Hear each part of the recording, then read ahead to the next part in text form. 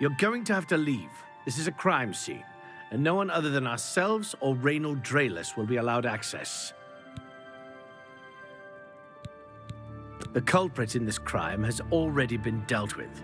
It's just a matter of wrapping up the details. I'd tell you more, but frankly, I don't know who you are, so I'm not sure that I can trust you with that sort of information. Go ahead. Thank you. See, every little bit helps. I suppose there's no harm in telling you what happened. Word is bound to get around Bruma anyway. Turns out that Lirrian is a vampire. Or was. If it wasn't for Runellius, we may have never uncovered the truth. Let me explain. In the last week or so, we found 2 bodies stashed in shallow graves outside the city walls. The bodies had puncture wounds on their necks. The bodies were those of some beggars who used to wander the streets looking for handouts. Vampire probably thought no one would miss them. Luckily for us, Runellius arrived in town.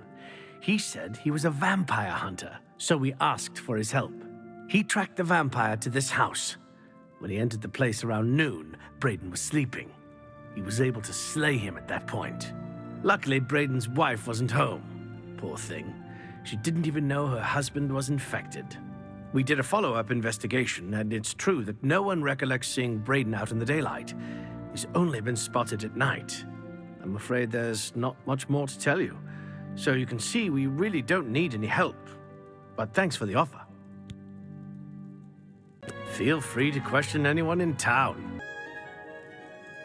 I can't believe this is happening. Please, please, I need your help. My husband was no vampire. It's ridiculous. No one will listen to me. Forgive me. I loved my husband dearly, and to lose him this way makes no sense. Anything you can do to help would be wonderful. This is all happening so fast. I came home only just a few hours ago. I found the door open, and my Brayden dead. Standing over him was a Dunmer. I screamed and ran out into the street. Some city watch were nearby and heard me, I suppose, as they arrived quickly. I heard the Dunmer identify himself as Runellius. He said he was a vampire hunter and that Brayden was his mark. The guards seemed to know about Runellius, and after a search of the house, the body of some beggar was found stashed in our basement. The guards sent for Carius, who is an investigator for crimes here in Bruma. In minutes, Runellius convinced Carius that Brayden was a vampire. Well, of course it does. It was obviously planted here. Why would he stash a body in his own house? That's ridiculous. And another thing, the guards are making a big deal out of no one seeing Brayden out in the daylight. Well, of course that's the case. He works at night and has to sleep during the day. Why does that make him a vampire? It's all that Runellius character. I don't trust him. The thing that bothers me the most is that I swear I've seen him before. Of course, he says he's never been here. There isn't much more to say. Please, help me clear my husband's name.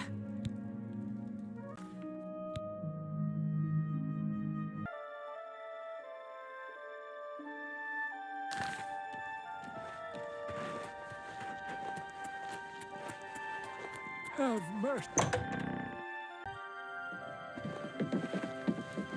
What can I do? Ah, you mean that vampire hunter. He's staying over at Olav's Tap and Tack. You too?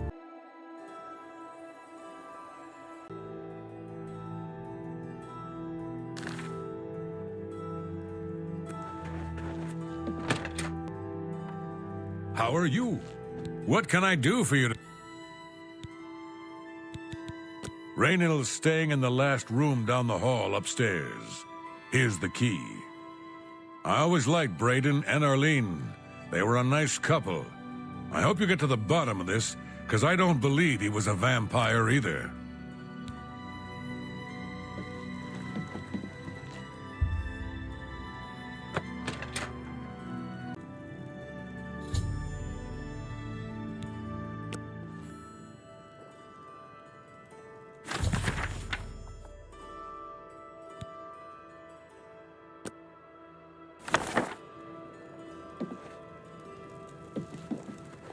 What can I do for you today?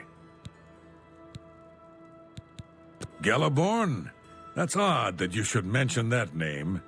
Raynal told me that he was the last vampire he hunted. Yeah, that's right. Somewhere in Skingrad, I believe. He said he tracked Gelborn down and killed him. That's apparently why the guards trust him so readily. They had gotten word from Skingrad's City Watch about Raynal and his so-called accomplishment. Hello. So, any new revelations in your, investigation? How'd you know about that? Too many people don't know how to keep quiet about official matters. Very well. The Skingrad City Watch informed us that Galaborn was killed by Raynal not too long ago. Galaborn was a vampire as well, obviously. What do you mean you disagree? That's a bold statement. What proof do you have that Galaborn was not a vampire? I don't know what to say. It all makes perfect sense now. Why else would Raynal have removed this journal from the crime scene in Skingrad? I heard no mention of a key either. It must have been removed by Raynal from Braden's body before we arrived. To think that 2 innocent men were killed, and that I'm responsible for one of their deaths, I'm speechless. I will rouse the guard and begin a search for him in the city. Meet me at Olav's Tap and Tack in 1 hour.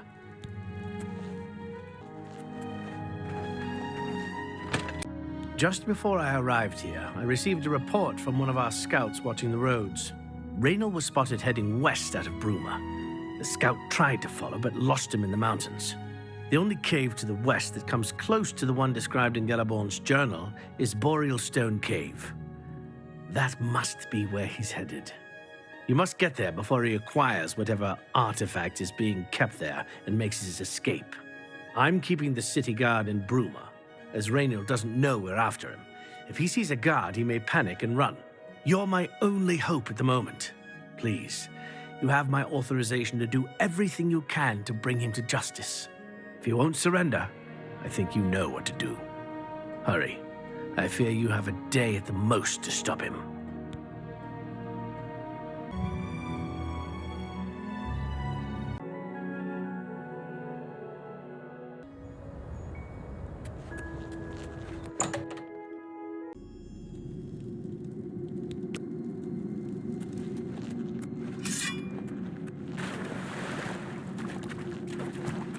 Congratulations.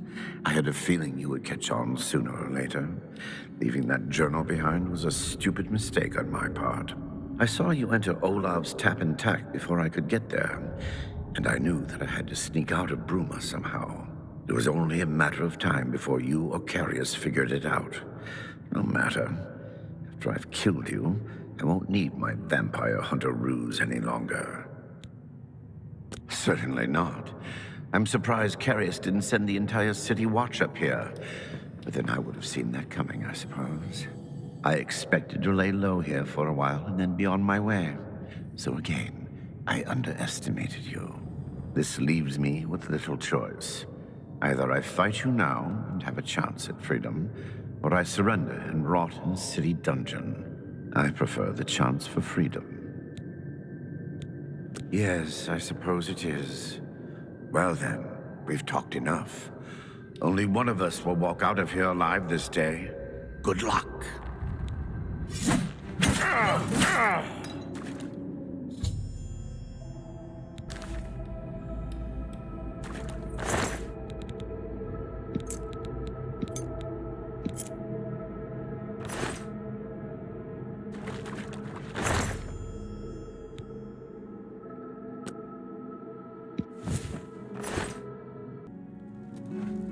What news do you bring?